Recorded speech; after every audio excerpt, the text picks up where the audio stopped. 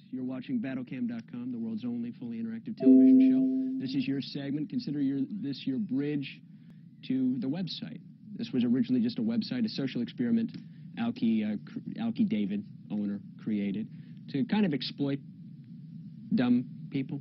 I think that's what it originally was. And then it morphed into something much more meaningful. It came to actually not exploiting them, just putting them on display. There was no exploitation after a while. But yeah, came to television, and now we have this. And this is your bridge to the website. Say you're indifferent to signing on the internet or, you know, anything. Making an account, well, you can just call me at this number. We all have telephones, I'm sure. But before I plug in the phone, I gotta say, just thinking about that Westside guy, and I can't shake the idea that this guy's living and we're allowing this, and that there are more people probably like him, and that when TV execs are thinking about shows, and they use the phrase lowest common denominator. I know you've heard that a lot, lowest common denominator. They got to be talking about him. So whatever you see, whatever you hear on TV, radio, in cinema, if it's for mass appeal, that means they have that fellow in mind. What's supposed to entertain you has to entertain that man as well. Now I ask you, what purpose does this man serve? Does he serve any purpose whatsoever? Does he have any reason to be living? Has he done anything helpful to society? Has he done anything other than take up space? The answer, probably, if we went into his life history, would be no. Now, is this his fault? We can only go so far, okay?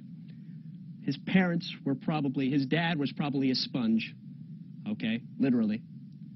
And his mother was, I don't know, had downs, basically. Now, I'm not saying that, you know, we should do anything with euthanasia. I'm not talking about eugenics. I'm not talking about anything like that. All I'm saying is that we need to ridicule this kind of person, okay? So they no longer act that way. And don't give me genetics, don't give me anything like that. It's all about upbringing, because even a genetic hole can be filled. I'll use this as an analogy. I'm sorry, I'm not rambling. I'm going somewhere, okay? They took a lab rat. You remember our friends, the lab rat. 96% similar DNA, okay? Little fellas, okay? 96 similar to us, okay? Now, what they did with the lab rat, they took a gene out of the lab rat. We can do that now. They knock out a gene. Isn't that amazing? Science is wonderful. They knocked a gene out of this little lab rat. And it was a protein-based gene associated with learning.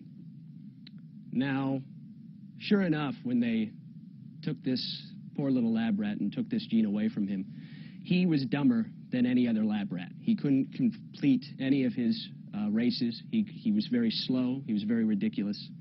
And, you know, he was probably mocked by the other lab rats. We're not up on the language. But anyway, that would seem to suggest at face value that there is, yes, indeed, a genetic justification for intelligence at face value. Now, what's far less publicized about that same study is they took that little lab rat. Let's call him a little Westside, real Westside. Let's, okay? They took this little lab rat, and then they put him in his own little domain for a while, okay? They cultivated him carefully, took great care. They took great care to teach him, to nurture him, to help him grow. Do you know what happened? That little Westside lab rat not only met the standards of his fellow peers, he superseded them. Plugging in the phone now. 424-274-3750. Hey. Hello, you're on the air. Hey, Joe, I got a bone. We'll talk later.